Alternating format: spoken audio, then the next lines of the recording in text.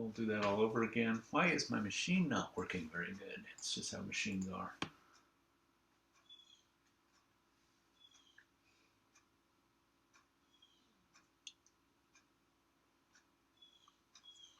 Okay, so everybody should be, there's 5 of us including myself. It's 2 minutes after 9. So I will risk one more entrance. Let me check my email, be sure there's nobody waiting there. Okay, we're all good there. All right, let me start the video with my pretty cover picture.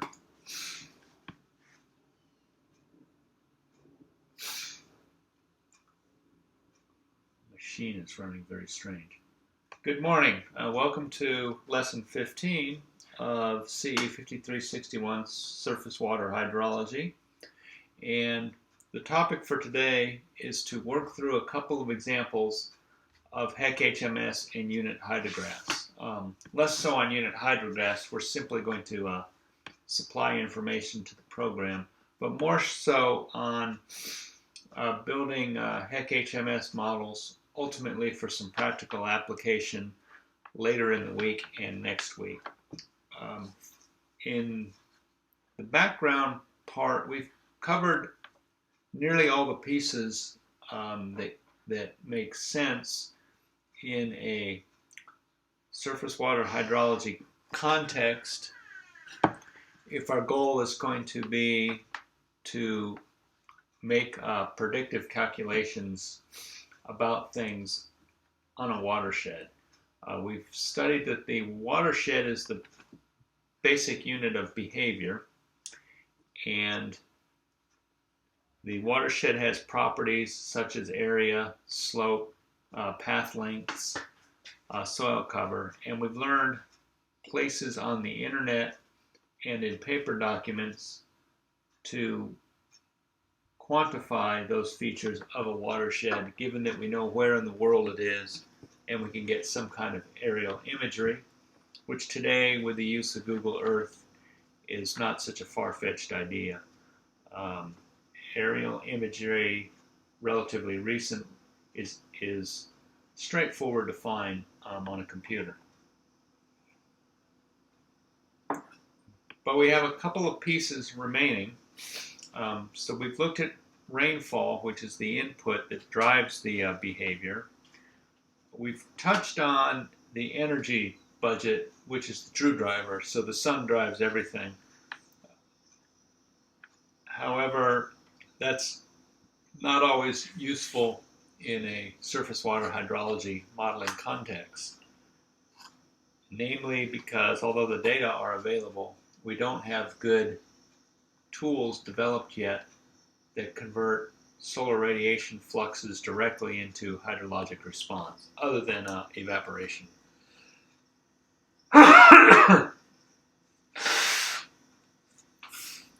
Apologize for that. That's going to come through on the recording clearer than my voice.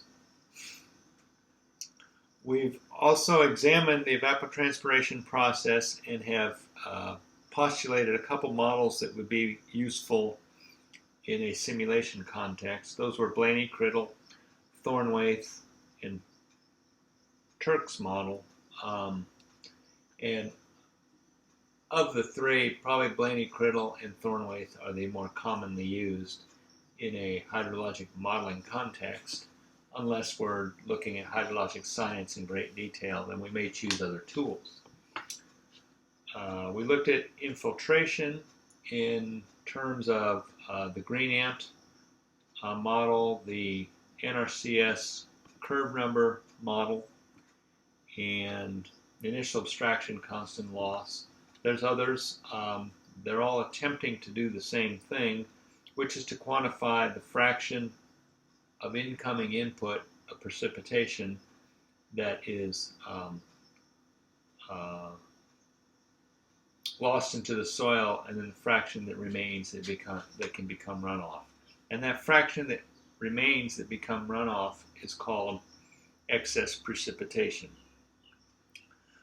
Then lastly, we looked at a unit hydrograph, which is a transfer function technique that enables the time redistribution of that excess precipitation on a watershed, and it accounts for a rain parcel falling on a portion of the watershed that is distant from the outlet as compared to a rain parcel that falls very close to the outlet. It's not too difficult to mentally picture that a drop of water that falls very close to an outlet conceivably doesn't have very far to travel, likewise won't take very long to get to the outlet, whereas that same drop of water that's quite a distance from the outlet has further to travel and consequently a longer time to get there.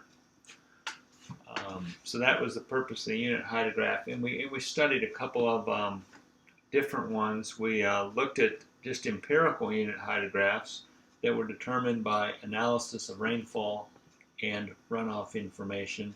And then yesterday we discussed parametric unit hydrographs, which are a function that we postulate explains that time redistribution behavior.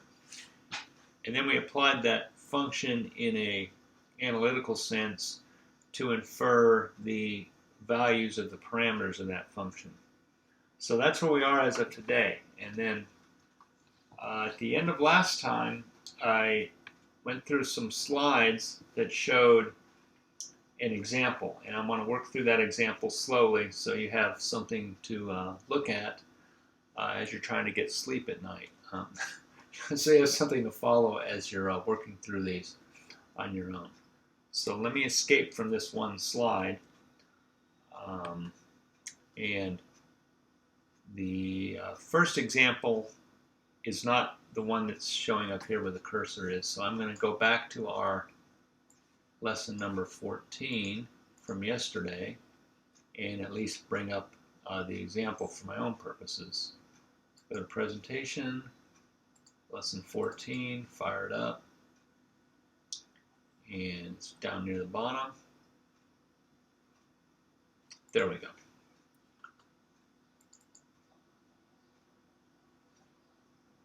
So actually I don't need a full presentation because I'm going to,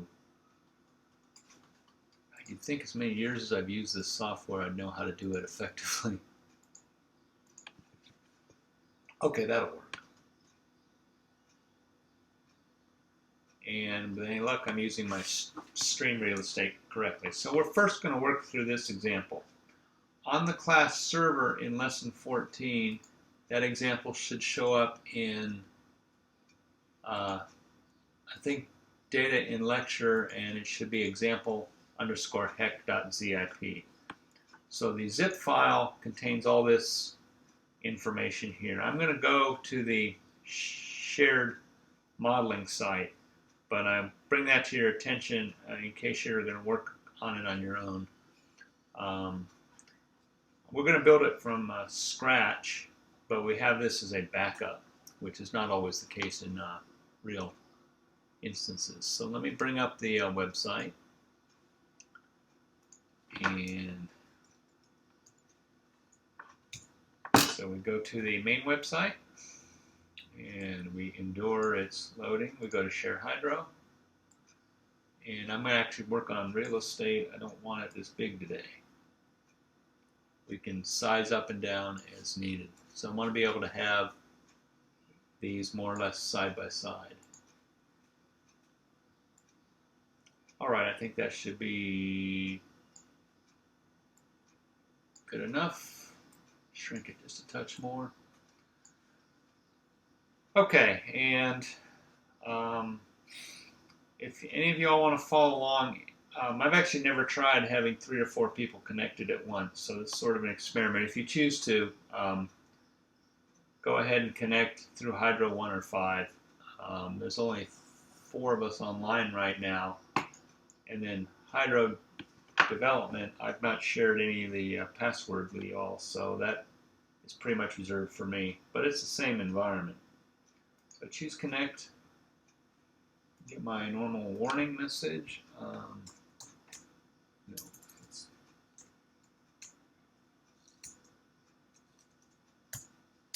hopefully I had the right password. Oh, that's not good. Okay.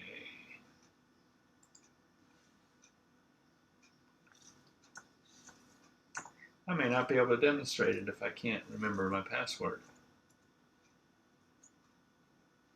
Sweet. Okay, I lucked out. We don't need this anymore. This is left over from yesterday.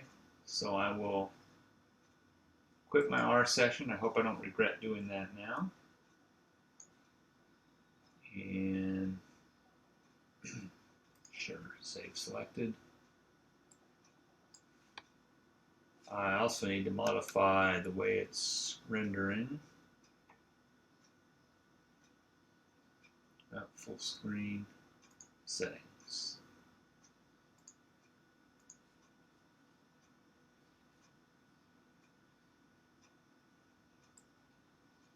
It's odd, it is not resizing today.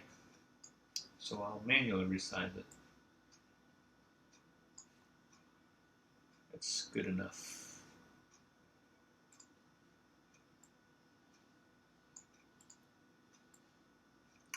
Alright, so we'll close off that and we're going to work with HEC-HMS models. I'm going to see if I already have it downloaded. It looks like I don't. So let's go here and I will go to lessons, and the data are stored in lesson 14. Lesson materials, wrong directory. Let's try that again. Data files, if any. Sweet. So let me pull down this guy. Save. I think this is the correct button, and good. It will go to HEC-HMS models. I think I'll just put them on the top directory, save it, and I'm pretty sure I won't need that anymore. And let me close the web browser. So here we see I have the zip file. So in the share hydro environment, we need to extract that zip file. The way to do that is to turn on this terminal emulator down here, and we will change directory to the desktop. I'm going to check something. I think there's a way to open it directly. I think if I right-click, sweet. So if I right-click in the directory, choose Open Terminal here, that puts me in the correct directory. And then to unzip, it's very difficult, unzip, and then the file name.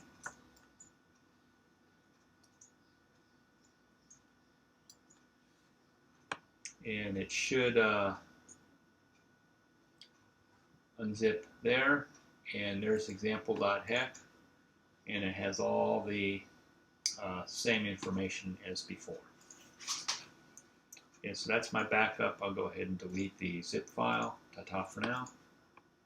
And we can exit the terminal window. Done. So I have my background example in case I have trouble building it.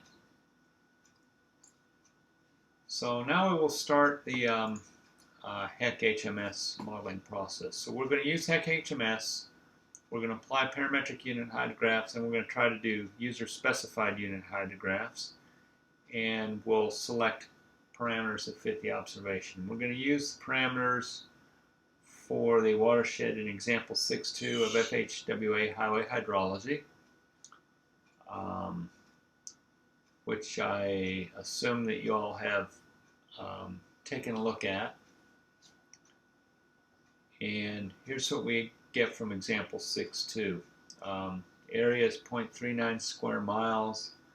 The slope is 0.075 foot cubed per second.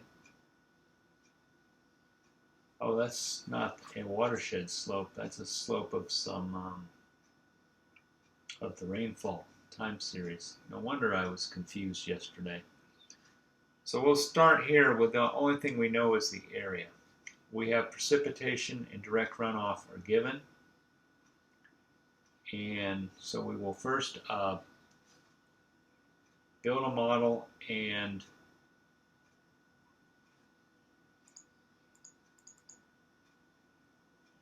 any particular reason why this is not working. And obtain the background data. So the background data was contained in that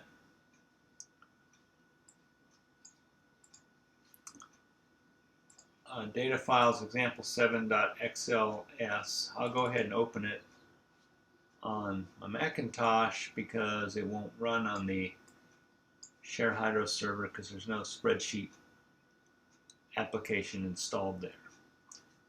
Make this a little easier for people to see. See if we can get by with 200. So this is our time.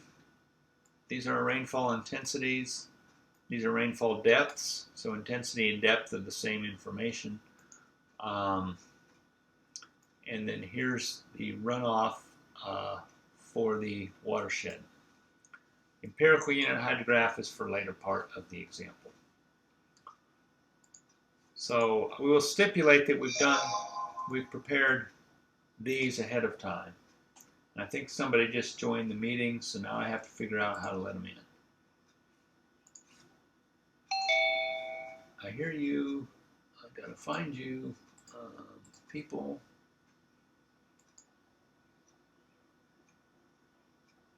There we go.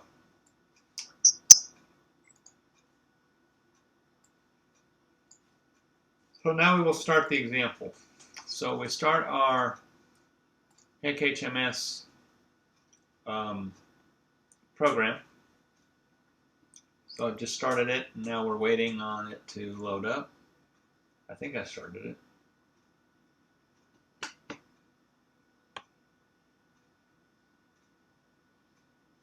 Yay, there it is. And I'm going to move it over here and resize it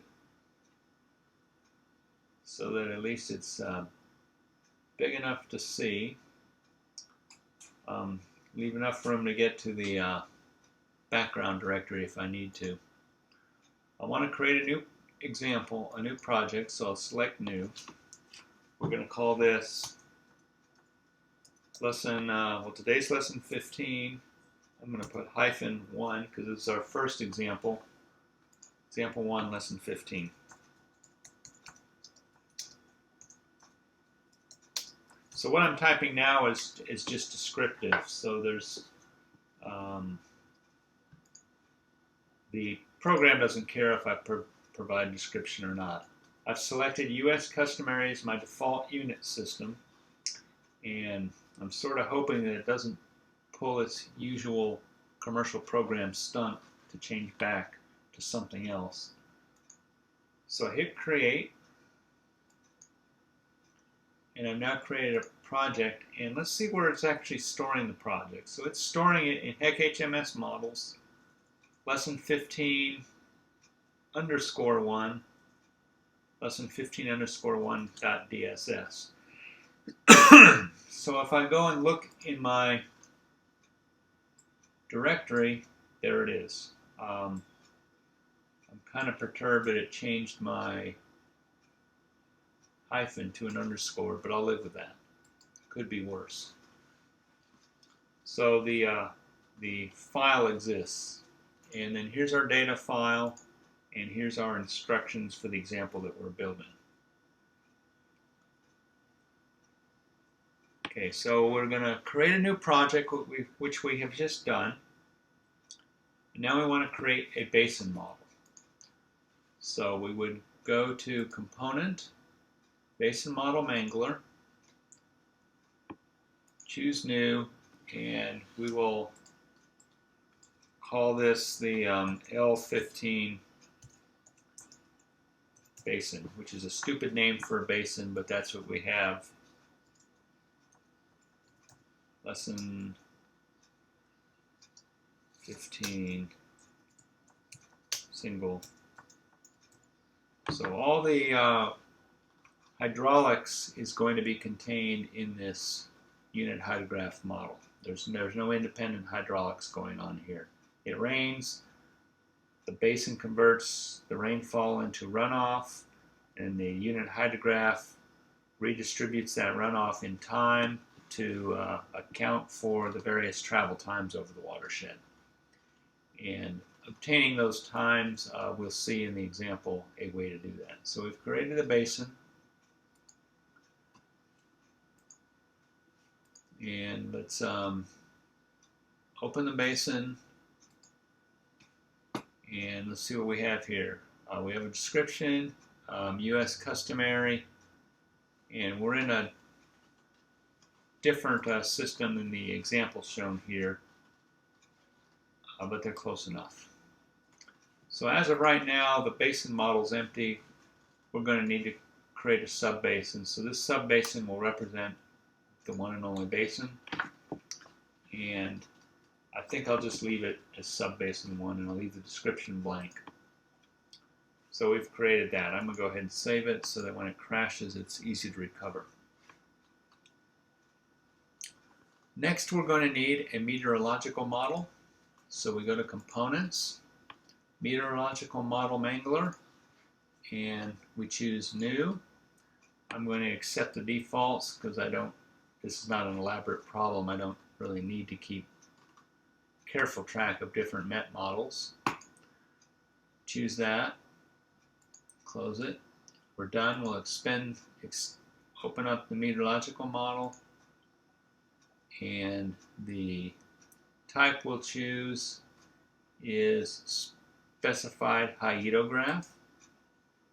Choose yes, and we open up the specified hydrograph, and we need, oh my bad, basins. We need to turn the basins on. This step is really easy to forget, and when you do forget, it takes a phenomenal amount of time to figure out that's what you did wrong. Sort of embarrassing, but I think it's just a consequence of the software. And you probably can't see it on your screen, but the no has changed to a yes.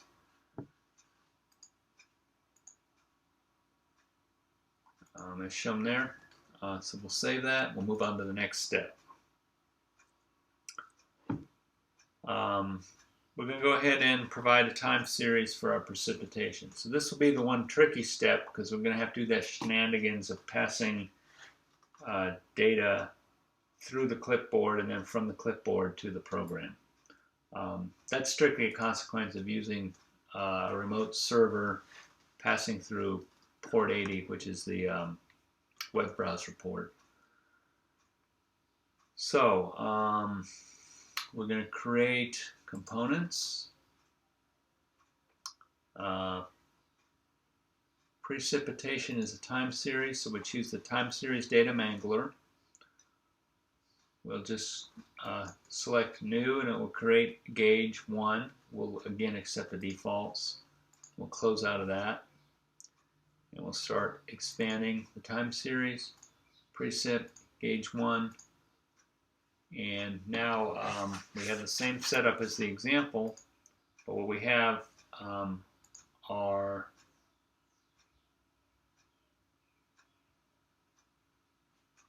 empty data. So here's the stunt I mean. We've already told it that we're in U.S. customary units, but it still wants to do stuff in millimeters. Those look like an incremental inches. Time interval.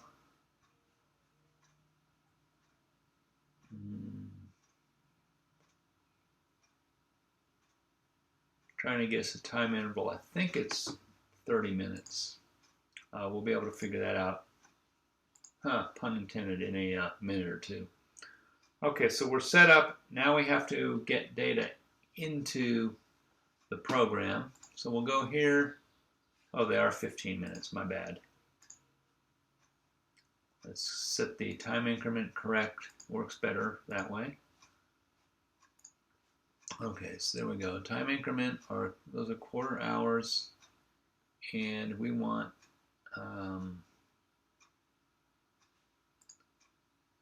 incremental inches.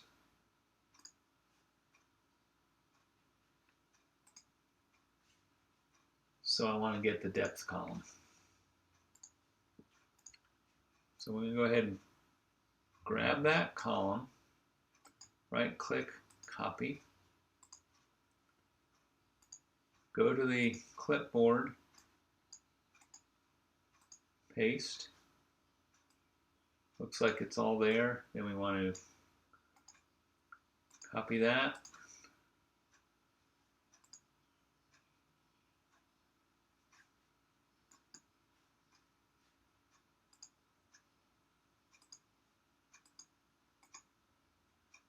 Paste. Good, and then we're going to use the fill feature to complete the time series.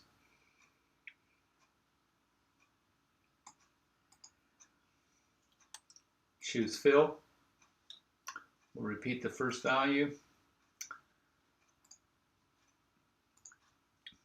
Make a graph, and that appears to be what I want it to look like. Looks almost like the example.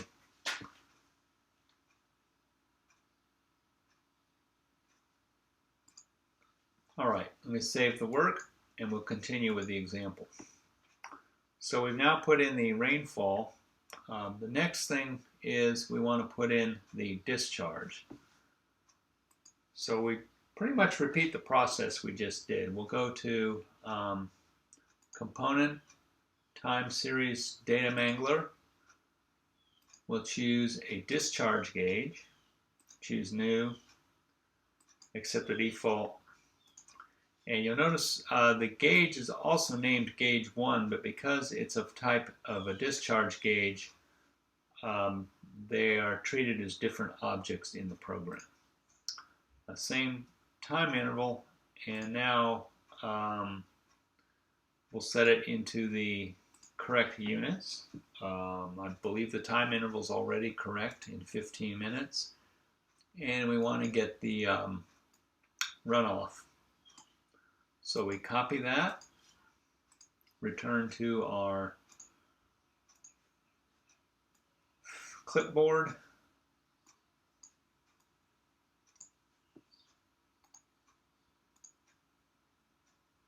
paste, copy,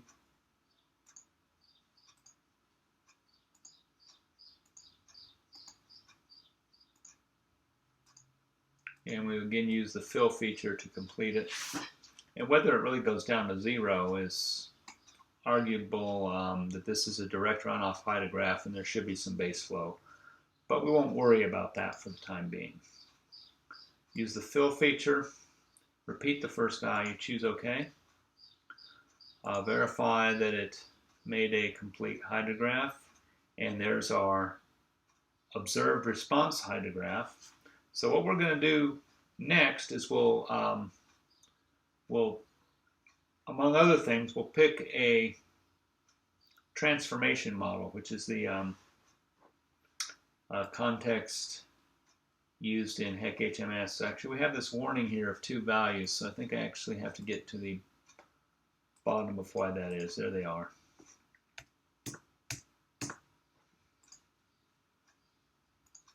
So that one's complete, and just in case the same in the precip, let me get to its table. I'm pretty sure it didn't, yeah.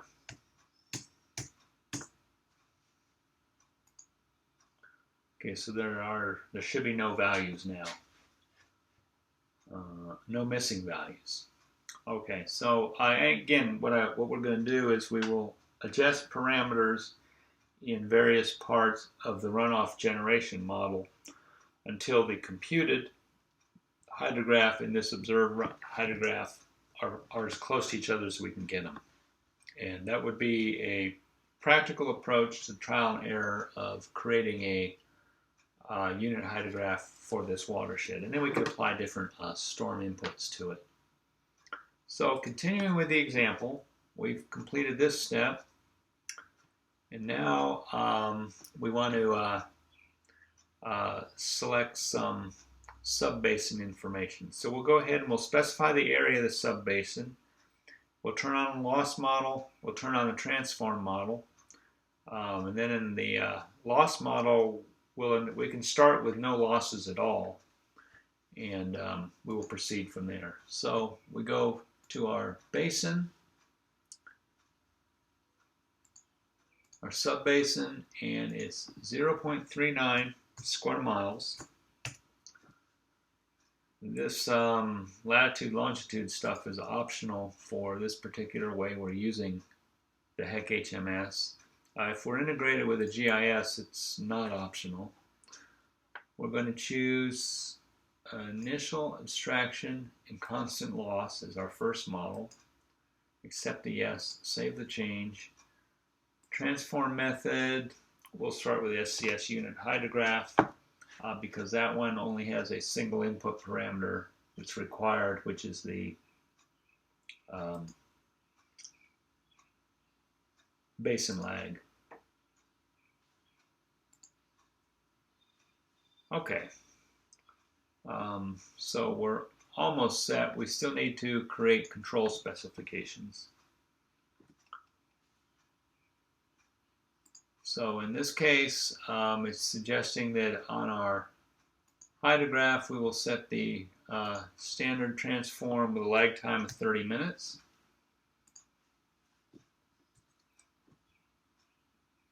We've already dealt with the missing warnings. We don't have control specifications yet. Our loss model currently doesn't do a thing. So I'm entering zeros. So that's a loss model that's not really there. It has no effect. We'll explore a reason why I did that shortly. So last thing we need are control specs.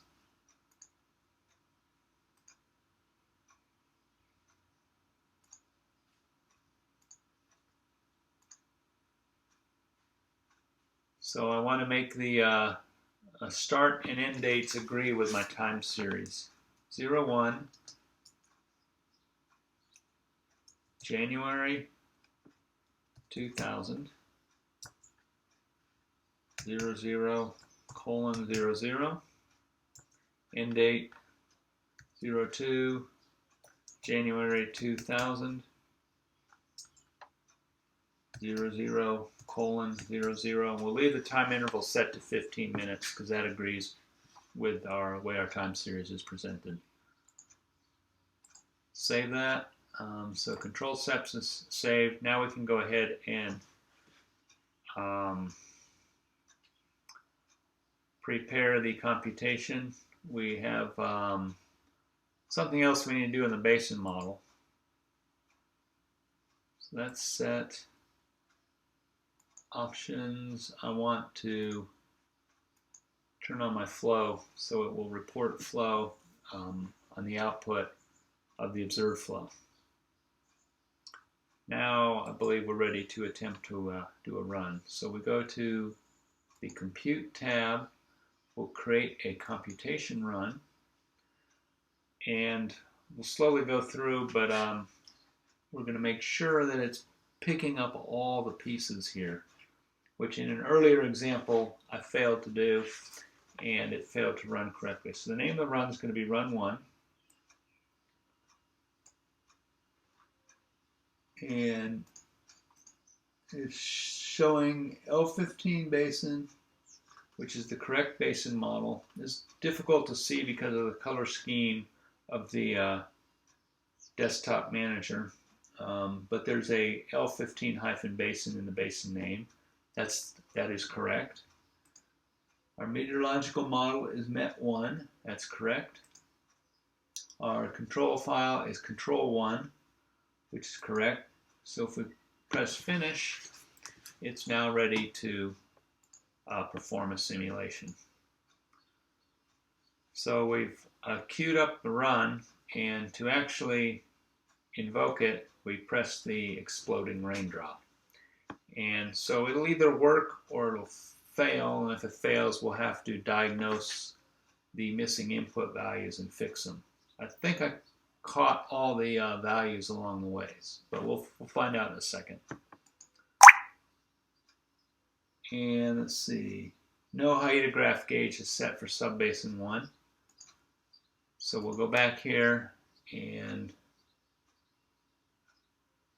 it's in the meteorological model, basin, subbasin.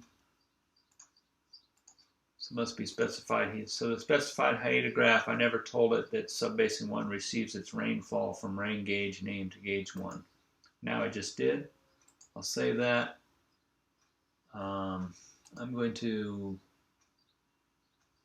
do something I normally don't do. I'm going to clear the messages. So now I'm running on a clean screen. And we'll try that again. So we get a warning, which is typical because I haven't paid a lot of attention to the way the hydrograph is working, but we have a successful run. So if I choose close, we've now just done the simulation of that rainfall time series, and we can go to our subbasin, and we'll just look at the graphical output. That should be sufficient for the time being. And the black line with dots is the observed flow. The blue is the simulated flow. And at initial appearance, we were pretty close on the timing. The peaks occurred about the same actual time. But we have much more runoff in terms of cubic feet per second than the observation suggests. Let's look at this global summary table and see what it can tell us. That's not what I wanted to see. Maybe it's this one.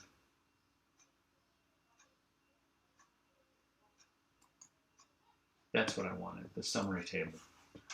So our computed results, we have a peak discharge of 82. Observed flow, the peak discharge is 34. We have a direct runoff of 0.3 of an inch, but here the observed flow is 0.16 inch. So we have almost 2 times as much excess in the simulation as compared to the observations. So it's indicative to me that we probably need to apply a loss model.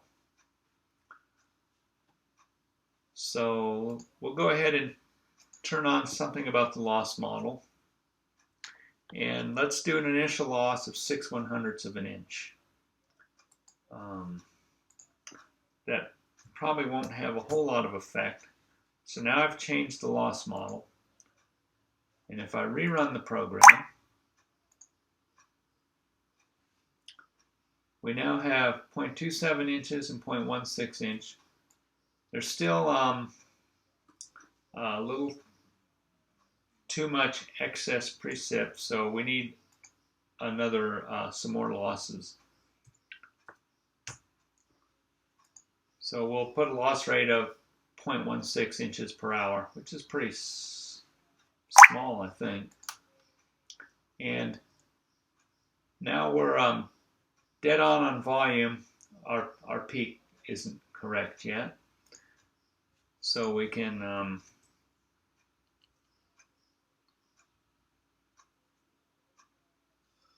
try jacking with a lag time. Because our volumes match, it does not suggest that we do anything with losses or turn on any other abstractions such as evaporation. So we can look at the transform parameter. We'll go up to 45 minutes, rerun it,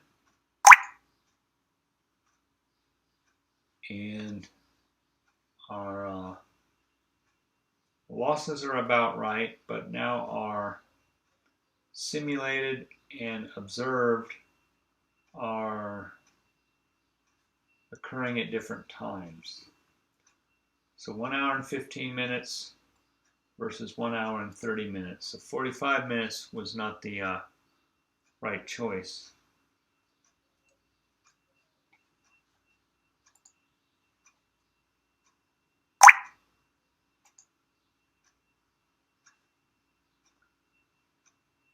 So now we got the peaks to match, and we're probably about as close as we can get with this particular model. This online example with the older software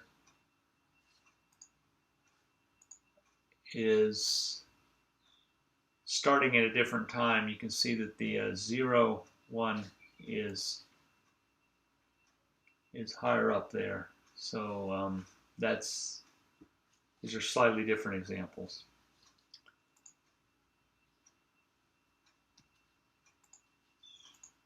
I actually prefer that.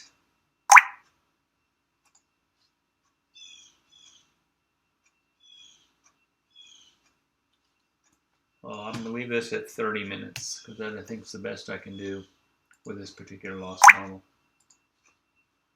And we still have a little excess rain.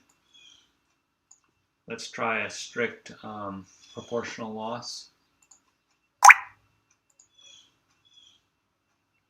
You can see what proportional loss is doing. It just clobbers everything below a certain value.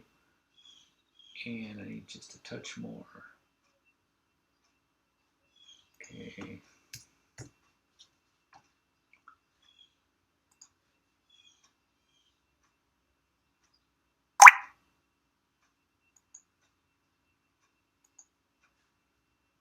I don't feel that's redrawing that correctly.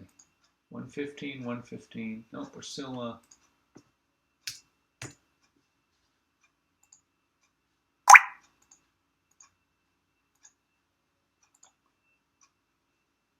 well, that's the best we're going to do.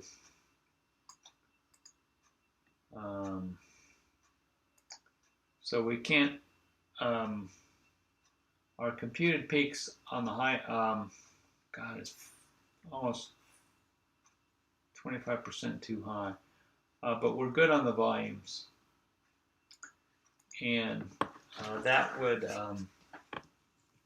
be one way to create a unit hydrograph model. And the hydrograph model we're using is the Nrcs dimensionless unit hydrograph with a lag time set to 30 minutes. So if you wanted to see what that model looked like, you could go to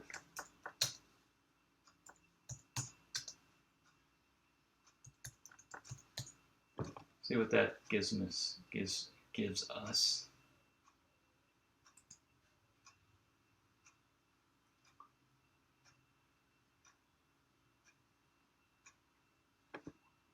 So chapter 15 of the National Engineering. I'm actually looking for a picture of the dimensionless unit hydrograph.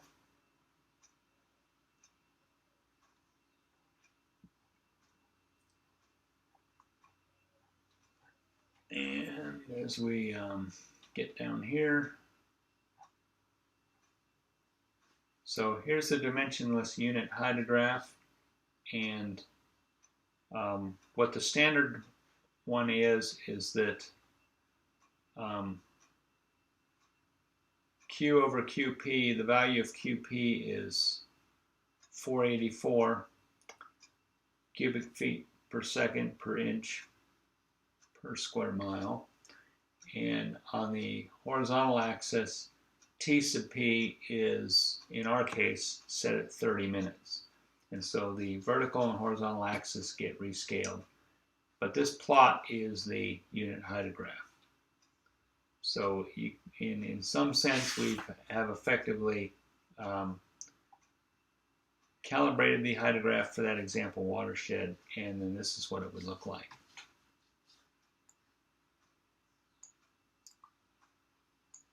So let me close that for the time being. We'll continue with the example. So this example has the rainfall time shifted by 1 time unit. And I think out of stubbornness, I'm going to go ahead and make that time shift right now. Oh, that was my mistake. Okay. Copy those 4. Paste them. Turn that. I actually entered the data incorrectly. So I didn't have it wrong in the first place. So that should be the correct data. Let me save it. Let me rerun my hydrograph. Okay, so there we are at, and we'll go ahead and put the loss model back to the example. It was, I think it's 0.16.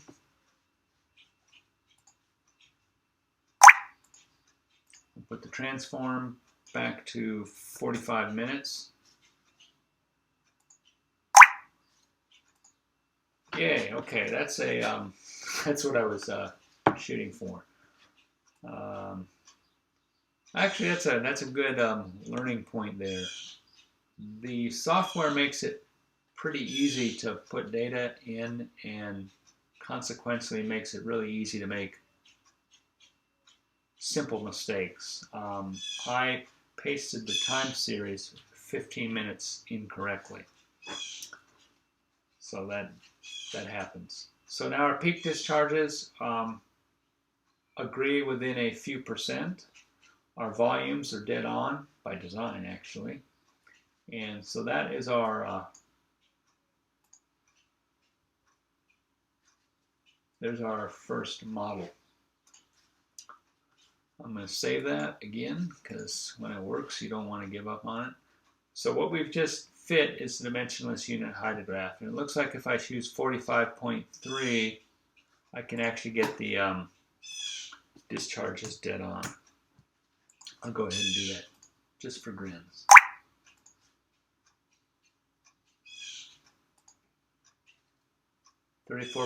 No, it's not dead on, but it's awful close.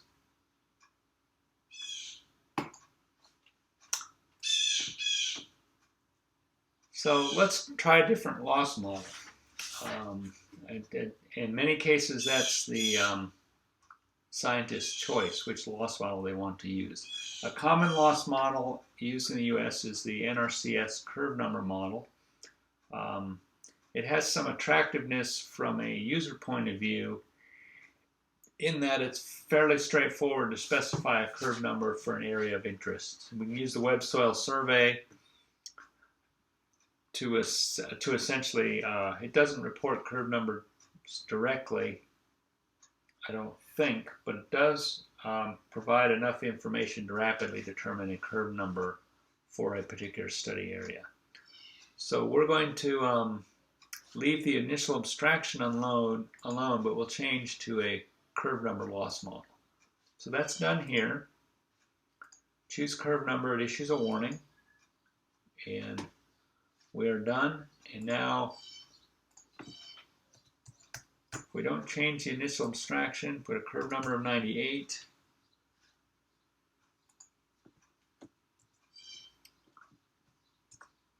There's our initial guess. Run the model. Let's look at the output.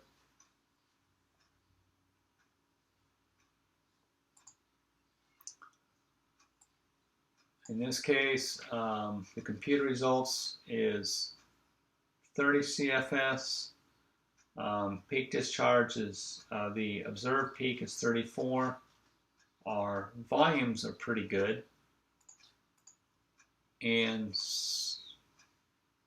so the adjustment of curve number, there's no adjustment left to be made. I find it interesting that version 3.4 and 4.3 are producing different results. I guess that's to be expected as software evolves, but almost the same numbers. So if I was to make this a 99 and rerun it, let's see what happens.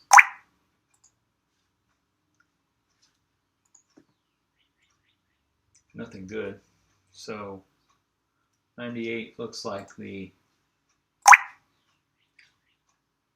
best number for this case. And you see it predicts the peak slightly.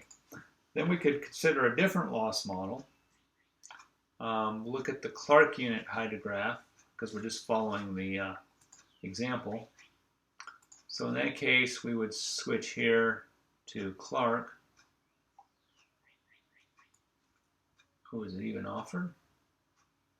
Oh, that's a different transformation model.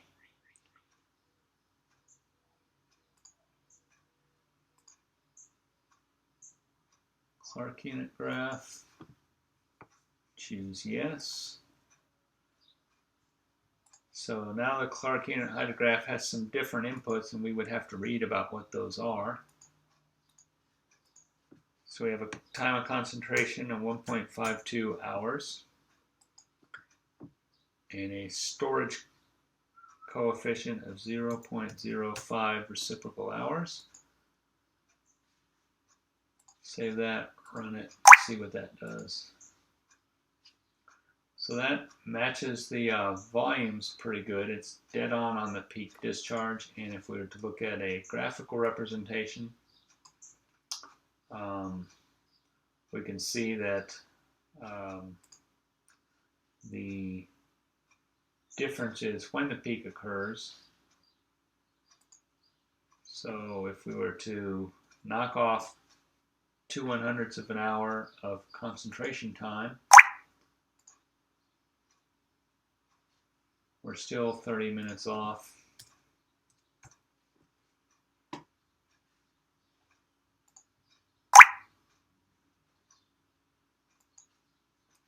We can get it to line up better in time, but but you can see that it's having an impact on the peak discharge. So we'll leave it at 1.5 and call it good. Okay, so that's 3 parametric unit hydrographs we've examined in a matter of minutes. You would have to read about how to parameterize the Clark unit hydrograph using these parameters, TC and R. It's not difficult. There are correlations to produce estimates of the required time of concentration and the delay factor. The last item to demonstrate in this example is how to load in an empirical unit hydrograph. So they are prepared external to HEC-HMS. It's not a matter of picking some values in a data entry sheet, and then we import it using the paired data manager. So here's an empirical unit hydrograph that's already been created, and we already have it here in that worksheet. And if we were to examine that, oh, it's truly an empirical. Okay, so we'll go ahead and load that in. I thought it might have actually been a functional hydrograph.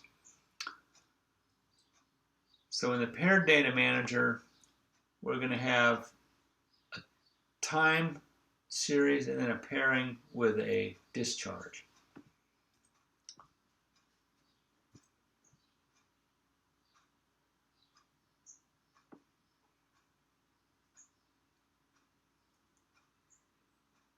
Okay, so we'll go back to our model here, and we'll bring our component paired data mangler up, and here are what we have. We have storage discharge, elevation storage. I see the unit hydrograph curve, which is what I think we're going to select. There's a lot of options here. We're going to choose a type called a unit hydrograph curve. Choose new, hit create, and we're done. And now we have to go into the paired data mangler. And let's check the units, cubic feet per second. And our interval is 15 minutes.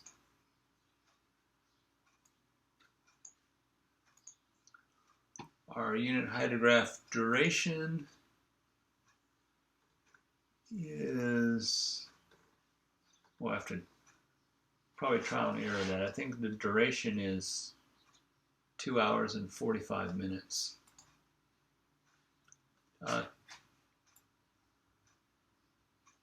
1 hour, 2 hours. Actually, we'll set it as a duration of 3 hours.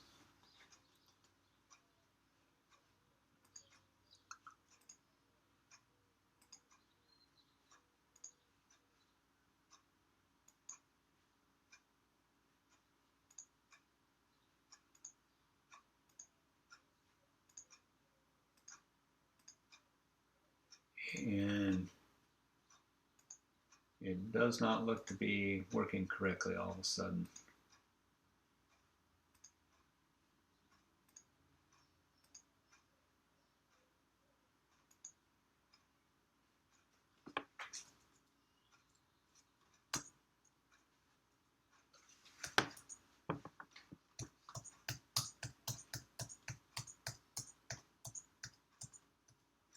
I have a feeling the program's about to crash, but we'll. So I've gone ahead and created space for the unit hydrograph, and now we will load the data in. Copy, paste it to the clipboard.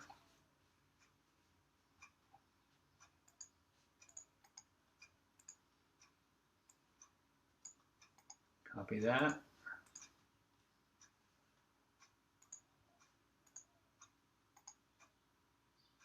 Paste. And it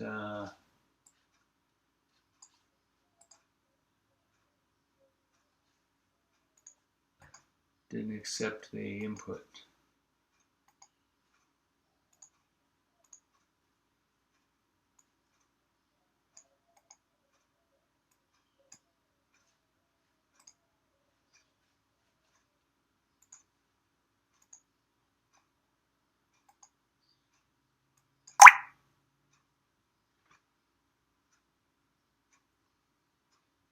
That's annoying. Well, we can do this by hand really quickly. So 0, 0, 53.45, 136, 75, 194.56, and 211.97, 198.91, 128.05, 57.18.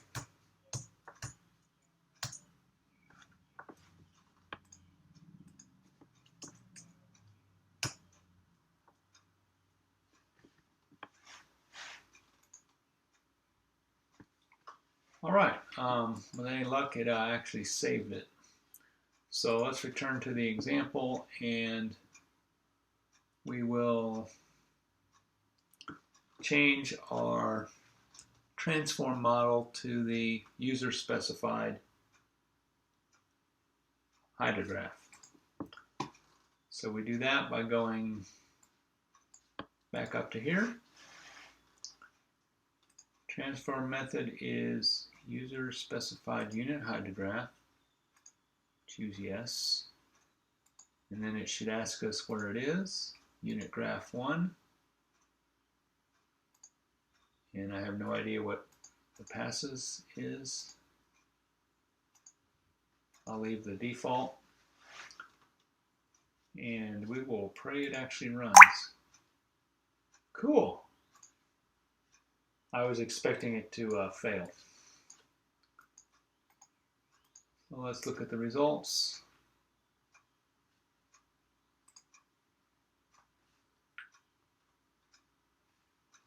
So the user-specified unit graph is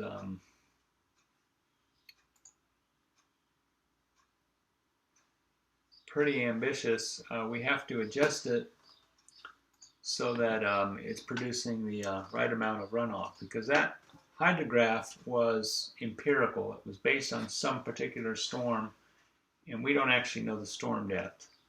So a trick to employ is to modify our rain gauges and produce a new rain gauge which only has 1 inch of input.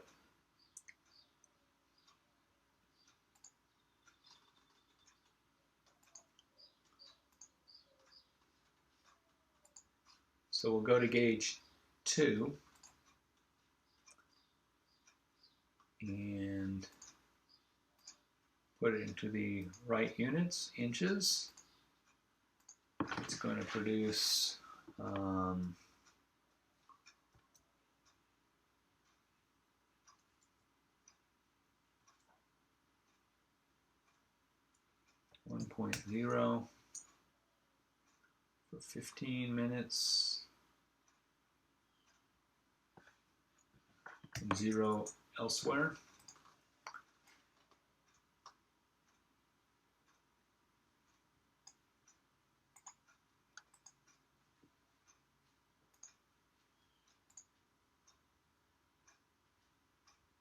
Okay, and now we're going to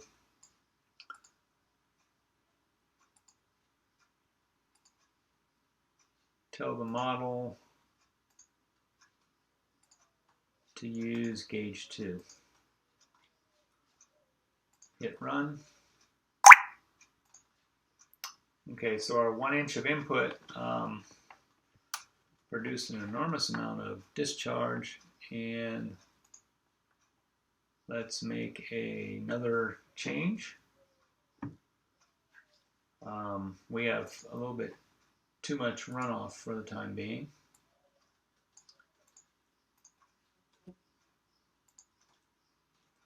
So we produced 1.95 inches of runoff. Let's turn off the loss model.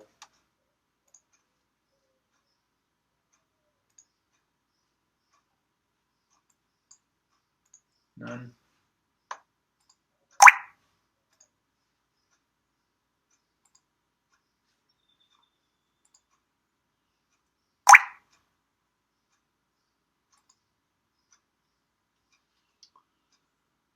So we produced way too much runoff.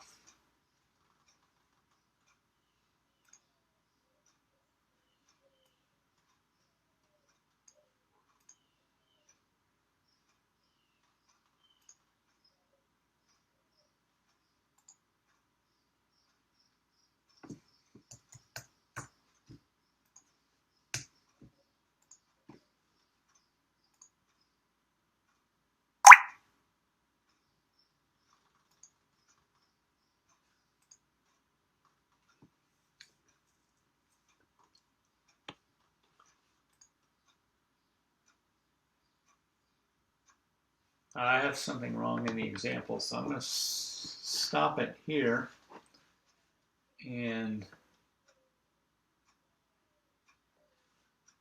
okay, 1 inch in should produce 0.97 inches. I got something wrong in my unit hydrograph.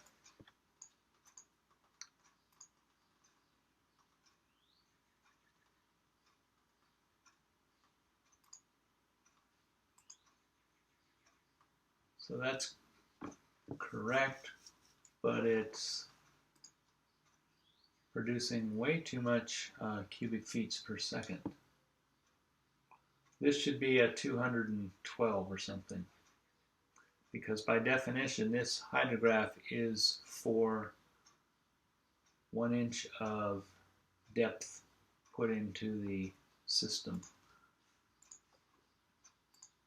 So that's a good thing to know, that in the upgrade something has changed. Let me get my loss model down to totally 0. I'll rerun the simulation. 1 inch in, 2.53 inches out. It's not implementing the unit hydrograph quite correctly. Let's see what happens if I change the pass and count to 1. That doesn't help.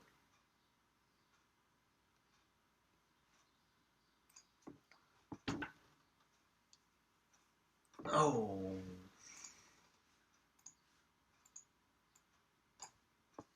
That can't make things better if we increase the area. That's very disturbing. that it does not turn off the loss model, add a design storm,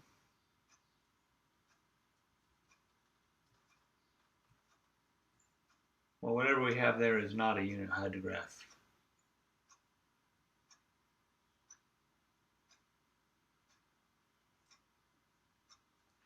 And that was, we entered the correct pattern. Well, I'll leave that be, and I'll have to diagnose offline what the issue is. So that comprises, I guess we could cheat and rescale the ordinance right now. We'll go ahead and do that. So anyway, let's assume it was working as intended. We're producing far too much runoff for a unit hydrograph. So we need to multiply our initial empirical hydrograph by something. Yeah, that's correct.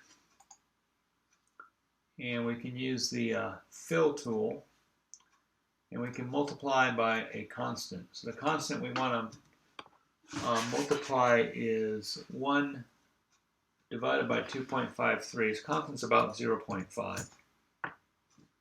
We'll try to enter it again. And if I choose OK, the graph, you'll notice that the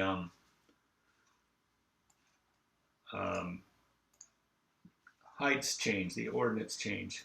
Hit rerun, close, and we've gone from 900 to 500. We want to multiply by a smaller number again still. And if we had a calculator, you can get this in a single guess. Let's see, 1 over 1.2 is about, I'll go by half again. Hope I don't regret that.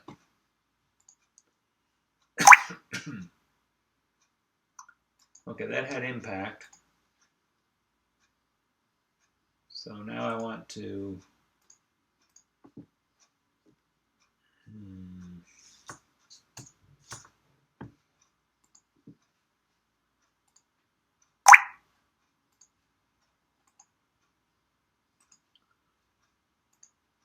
so this is a slow way of doing it. Again, if I had a calculator, I'd calculate the correct multiplier to make this number 1 inch.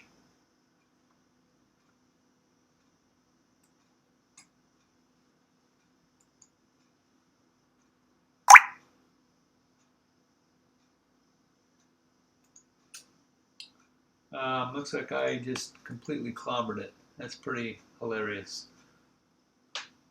You get the idea. And the interesting problem is, let's see if we can